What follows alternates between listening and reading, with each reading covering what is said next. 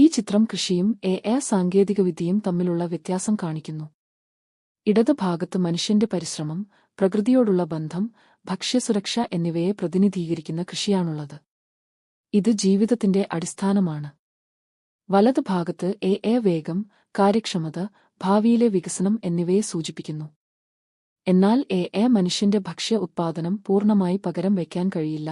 അതിനാൽ സാങ്കേതിക വിദ്യ ഉപയോഗിക്കുമ്പോഴും കൃഷിയെ സംരക്ഷിക്കുകയും പ്രോത്സാഹിപ്പിക്കുകയും ചെയ്യേണ്ടത് അനിവാര്യമാണ്.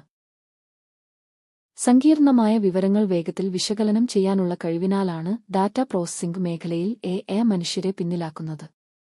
ദശലക്ഷക്കണക്കിന് വിവരങ്ങൾ നിമിഷങ്ങൾക്കുള്ളിൽ പരിശോധിച്ച് അതിലെ പാറ്റേണുകൾ കണ്ടെത്താനും കൃത്യമായ പ്രവചനങ്ങൾ നടത്താനും ഇതിന് സാധിക്കും.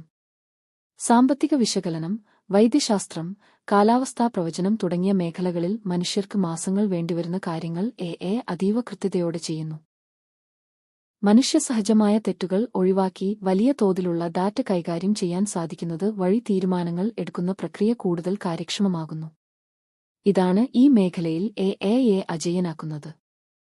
ഒരേ രീതിയിൽ ആവർത്തിച്ചു ചെയ്യേണ്ടി വരുന്ന ജോലികളിലാണ് എ മനുഷ്യർക്ക് പകരമായി വരുന്നത്.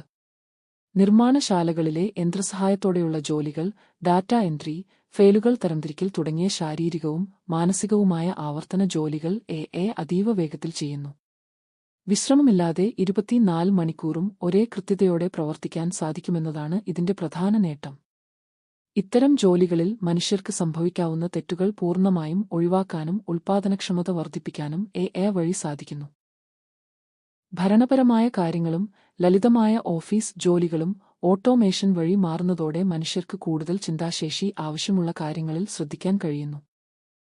അടുത്ത 10 വർഷങ്ങളിൽ എയുടെ ഏറ്റവും വലിയ സ്വാധീനം ആരോഗ്യരംഗത്തെ വിപ്ലവമായിരിക്കും എന്നതാണ്.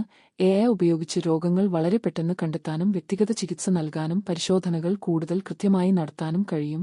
ഇതിലൂടെ ചികിത്സാ ചെലവ് കുറയും, ഡോക്ടർമാർക്ക് കൂടുതൽ സഹായകരമാകും, ഒടുവിൽ കൂടുതൽ ആളുകളുടെ ജീവൻ രക്ഷിക്കുകയും അവരുടെ ആരോഗ്യകരമായ ജീവിതകാലം വർദ്ധിപ്പിക്കുകയും ചെയ്യാൻ സാധിക്കും.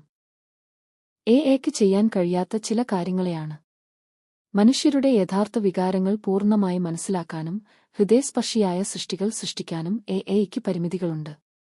കൂടാതെ മനുഷ്യരുടെ പോലെ സ്വതന്ത്രമായ ചിന്തയും നൈതിക തീരുമാനങ്ങൾ എടുക്കുന്നതിലും എയ്ക്ക് പൂർണ്ണ വിശ്വാസ്യതയില്ല. എ ഡാറ്റയെ അടിസ്ഥാനമാക്കി പ്രവർത്തിക്കുന്നതിനാൽ കരുണ, അനുഭവം, മനുഷ്യബോധം എന്നിവ പൂർണ്ണമായി പകരം വയ്ക്കാൻ കഴിയില്ല. എ എത്ര വികസിച്ചാലും കൃഷി നേരിട്ട് ചെയ്യാൻ കഴിയില്ല എന്നതാണ്. ഭക്ഷണം ഉൽപ്പാദിപ്പിക്കുന്നത് മനുഷ്യരും പ്രകൃതിയും ചേർന്നാണ്. അതിനാൽ കൃഷിയുടെ പ്രാധാന്യം എപ്പോഴും നിലനിൽക്കും. സാങ്കേതികവിദ്യ സഹായകരമാകാം, പക്ഷേ മണ്ണിൽ കൃഷി ചെയ്യുന്നത്